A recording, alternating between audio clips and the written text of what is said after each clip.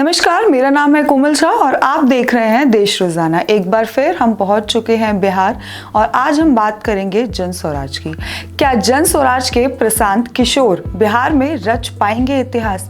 ये जानने से पहले आइए ये जान लेते हैं कि प्रशांत किशोर का क्या इतिहास रहा है, उनकी पार्टी का क्या इतिहास रहा है। जन स्वराज भले ही बिहार में इलेक्शन में उनकी एंट्री पहली बार हो रही हो, लेकिन राजनीति के वो बहुत ही पुराने खिलाड़ी है। उनका जन्म बिहार के बक्सर में 1977 में हुआ है और शुरुआत में वो पब्लिक हेल्थ एक्सपर्ट के तौर पर काम करते थे। इसके बाद ये राजनीति में राजनीतिकार यानी कि पॉलिटिकल स्ट्रैटेजिस्ट बने। इस समय में उन्होंने कई बड़े नेताओं के साथ काम किया, या फिर हम कह सकते हैं कि ऑलमोस्ट सभी बड़े पार्टियों के साथ काम किया। जैसे कि 2014 सबसे पहले नरेंद्र मोदी के साथ मिलकर वो लाए चाय पर चर्चा वाला मास्टर स्ट्रोक, और नतीजा वही मोदी की लहर प्लस पीके की planning is equal to BJP की ऐतिहासिक जीत। उसके बाद 2015 में बीजेपी से निकलकर वो पीके सीधा पहुंचे महागठबंधन के बीच में, और पीके ने ये नारा भी दिया कि बिहार में बाहर है नीतीश लालू की सरकार है, और नतीजा फिर वही भाजपा की पूरी लहर होने के बावजूद भी महागठबंधन जीत गया। फिर आता है 2017 जब कांग्रेस ने यूपी चुनाव के लिए बुलाया। यहाँ नतीजे पीके की लाख प्लानिंग के बाद भी कांग्रेस हारी और भाजपा बहुमत से जीती। लेकिन इस घटना में भी पीके की प्लानिंग पर सवाल नहीं उठाए गए, बल्कि यही कहा गया कि उनकी स्क्रिप्ट तो हिट थी लेकिन एक्ट्रेस ही फेल हो गए थे। फिर आता है 2019। पीके ने आंध्र प्रदेश में जगन मोहन रेड्डी यानी कि उनकी जो पार्टी थी YSRCP उनके साथ कैंप संभाला। यहाँ भी उनका नारा, रणनीति, जमीनी कनेक्ट सब कुछ हिट था, और नतीजा वही जगन मोहन रेड्डी ने जीत हासिल की। फिर आता है 2021 ममता वर्सेस मोदी, जहां सबको लगा कि मोदी की लहर तो इस बार ममता को उड़ा देगी, लेकिन पीके ने बंगाल में टीएमसी की पूरी बाजी ही पलट दी।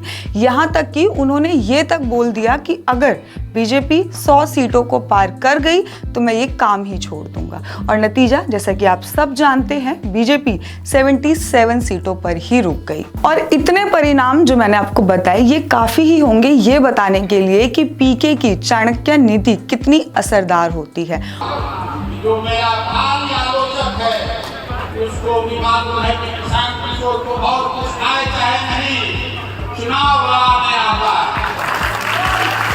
और फिर प्रशांत किशोर इसी तजुर्बे को लेकर पहुंच गए बिहार, और उन्होंने ऐलान कर दिया कि अब बिहार में जाति से नहीं विकास की राजनीति होगी। इसी सोच के साथ उन्होंने शुरू किया जन स्वराज पद यात्रा। 2 अक्टूबर 2022 यानी कि गांधी जयंती के दिन पीके ने पदयात्रा शुरू की। उनका उद्देश्य था सबसे पहला कि जनता से सीधा जुड़ा। उनका ऐसा मानना था कि जनता और नेताओं के बीच में बहुत दूरी बन चुकी है, और पद यात्रा के जरिए वो गांव-गांव, पंचायत जाकर उन्होंने लोगों से सीधे बात करी, उनकी प्रॉब्लम सुनी, और दूसरा असली मुद्दों को सामने लाना। बिहार की राजनीति लंबे समय से जाति आधारित वोटों पर टिकी हुई है। देख रहे हैं कि हलचल कितना है, यहाँ से लेके पटना तक कोई सब लोग हिसाब लगा रहा है।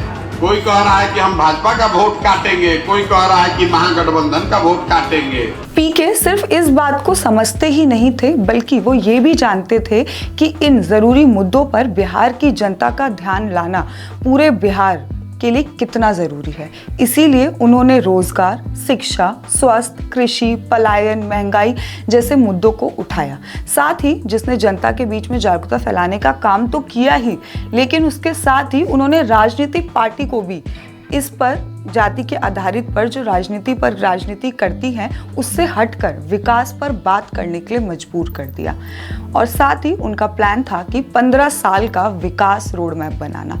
पीके ने कहा कि वो बातें जो जनता से मिलकर उनके आधार पर बिहार के लिए 15 साल का विजन डॉक्यूमेंट तैयार करेंगे। जो जनता के बीच उन्होंने प्रॉब्लम सुनी, जो उन्होंने उनसे बातचीत के दौरान पाया, उसी के अकॉर्डिंग एक पूरा मैप तैयार करेंगे 15 साल का विकास को, बिहार को विकास की ओर ले जाने के लिए। इस दौरान उनका कहना था कि नए लीडर्स की खोज करनी होगी। यात्रा के दौरान सच्चे ईमानदार नेताओं की पहचान करेंगे ताकि राजनीति सिर्फ परिवार या जाति समूह तक सीमित ना रह जाए, आम जनता से भी लीडर्स निकले। इसके बाद 20 अक्टूबर 2023 को पटना में एक बड़ी सभा में जन स्वराज पार्टी का गठन का ऐलान कर दिया। कहा कि यह पार्टी बिहार की जनता पदयात्रा के दौरान उठाए गए मुद्दों पर आधारित है। साथ ही पीके कई बार खुद ही कह चुके हैं कि मुख्यमंत्री बनने की रेस में वो शामिल नहीं है, बल्कि वो सिस्टम को बदलना चाहते हैं। सपना मुख्यमंत्री बनना नहीं है तो बहुत छोटा सपना है। सपना यह है कि अपने जीवन काल में बिहार को विकसित राज्य के श्रेणी में खड़ा देखें। अब तो सब कुछ चुनाव के नतीजे ही तय करेंगे कि बिहार का सिस्टम बदलेगा या पीके की रणनीति। ये नतीजे बिल्कुल साफ कर देंगे कि पीके को बिहार मौका देता है, बदलाव की ओर लेके जाता है, उनकी बात बिहार में कितनी असर डालती है, ये तो हमें आगे आने वाले चुनाव के नतीजे ही बताएंगे। हमारे साथ बने रहिए और देखते रहिए देश रोजाना। मैं कोमल झा। हमारे साथ जुड़े रहने के लिए सब्सक्राइब करें देश रोजाना के YouTube चैनल को और नई वीडियो की नोटिफिकेशन पाने के लिए बेल आइकन जरूर दबाएं। अगर आप ये वीडियो Facebook या Instagram पर देख रहे हैं तो पेज को लाइक और फॉलो जरूर करें और ज्यादा से ज्यादा शेयर करें।